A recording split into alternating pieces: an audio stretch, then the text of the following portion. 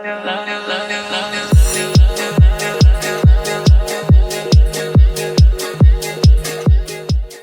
की इस वीडियो में हम लोग ब्रेक स्टेटमेंट और कंटिन्यूअस स्टेटमेंट को डिस्कस करेंगे। तो हम लोग ब्रेक स्टेटमेंट को पहले भी डिस्कस कर चुके हैं जब हम लोगों ने स्विच स्टेटमेंट को डिस्कस किया था। उसमें हम लोगों ने देखा था कि ब्रेक स्टेटमेंट हम लोग एग्जीक्यूशन को स्टॉप करने के लिए, रोक देने के लिए यूटिलाइज करते हैं। यहाँ पे भी हम लोग फॉर लूप के साथ इससे एग्जांपल करके देखेंगे और यहाँ पे भी सेम ही पर्पस होगा। लूप को ये ब्रेक कर देगी, तोड़ देगी और लूप से बाहर आ जाएगी। उसके साथ साथ हम लोग कंटिन्यूअस स्टेटमेंट को डिस्कस करेंगे। कंटिन्यूअस स्टेटमेंट क्या कहती है, सिर्फ वन टाइम हमारे पास एग्जीक्यूशन को स्किप कर देती है, यहाँ छोड़ देती है, यहाँ स्टॉप कर देती है। यहाँ पे मैं फॉर लूप लगाता हूँ और एक बेसिक सा कोड लिखता हूँ, int I equals to 0 और I is less than, let's say I 5 times ही करूँ और I plus plus.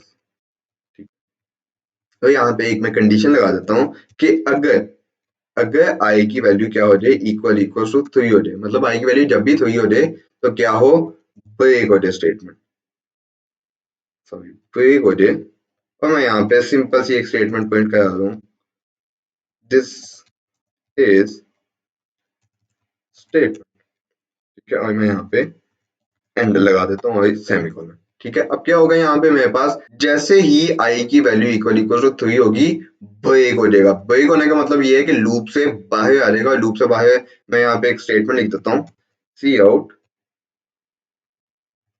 Loop ended के नाम पे।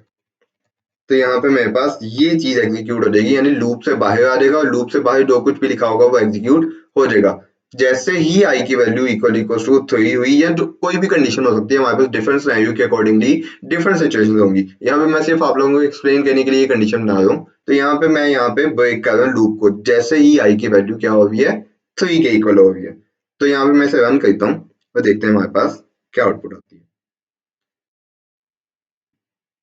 एंडल लिखना था पूरा, अब मैं ऐसा करता हूँ एग्जीक्यूट। एक बहुत ही और भी कॉमन मिस्टेक करी थी हम लोगों ने, यहाँ पे लेस देन का साइन लगाने वाली। अब यहाँ से मैं इसे एग्जीक्यूट करूंगा तो मेरे पास स्क्रीन के ऊपर 3 टाइम्स दिस स्टेटमेंट लिखा हुआ आ गया। लेकिन जैसे ही I की वैल्यू 3 हुई, I की वैल्यू 0 थी, प्रिंट हो गया, 1 थी, प्रिंट हो गया, 2 थी, प्रिंट हो गया। जैसे ही I की वैल्यू 3 हुई तो क्या हुआ, हमारे पास लूप ब्रेक होगी। अब यहाँ पे मैं कंटिन्यू लिखता हूँ और देखते हैं कि हमारे पास क्या डिफरेंस आता है। कंटिन्यू, अभी हमारे पास स्क्रीन के ऊपर 3 टाइम्स डिस्प्ले हुआ था ना, अब हम लोगों ने ब्रेक किया था। अब हमारे पास 4 टाइम डिस्प्ले होगा।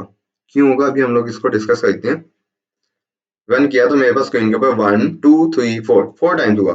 क्यों हुआ, अब यहाँ पे कैसे एग्जीक्यूशन हुई, हमारे पास I की वैल्यू 0 हुई, एग्जीक्यूट हो गया, 1 हुई, एग्जीक्यूट हो गया, 2 हुई, एग्जीक्यूट होगा, 3 जैसे ही वैल्यू हुई, एक दफा उसने इस कंटिन्यू स्टेटमेंट ने क्या किया, स्किप कर दिया लूप को। एक दफा जो कुछ भी इसके बाद लिखा हुआ था लूप के अंदर वो स्किप हो गया, वो एग्जीक्यूट नहीं हुआ। उसके बाद I की वैल्यू क्या होगी, 4 होगी, 4 के लिए एग्जीक्यूट हो गया, 4 के लिए प्रॉपर्ली हो गया। 4 से आगे भी होता, 5 6 होता तो उसके लिए भी प्रॉपर्ली एग्जीक्यूट होता। मतलब कि वन टाइम हमारे पास एग्जीक्यूशन जो है वो कंटिन्यू होगी, स्किप होगी। तो हमारे पास ब्रेक और कंटिन्यू में डिफरेंस ये आ जाता है कि जब हम लोग ब्रेक कर देते हैं तो लूप वहीं पे एंड हो जाती है, लेकिन कंटिन्यू क्या करता है, कंटिन्यू सिर्फ वन टाइम चीज को स्किप कर देता है, वन टाइम लूप को स्किप कर देता है। तो ये थी हमारी आज की वीडियो जिसमें हम लोगों ने ब्रेक और कंटिन्यू स्टेटमेंट को चेकआउट किया, जिसमें हम लोगों ने देखा कि ब्रेक स्टेटमेंट तब हमारे पास यूटिलाइज होती है जब हम लोगों ने किसी एक स्पेसिफाइड कंडीशन के अकॉर्डिंगली लूप को ब्रेक करना हो, स्टॉप कर देना हो, तो हमारे पास ब्रेक स्टेटमेंट यूटिलाइज होती है। इसी तरह से हम लोगों ने कंटिन्यू स्टेटमेंट को देखा कि कंटिन्यू सिर्फ वन टाइम किसी एक स्पेसिफाइड कंडीशन के अकॉर्डिंगली हमारे पास लूप को वन टाइम स्किप कर देता है। तो इस टॉपिक से रिलेटेड आपका कोई भी क्वेश्चन हो तो आप लोग कमेंट सेक्शन में मेरे से पूछ सकते हैं। That's it for today's lecture.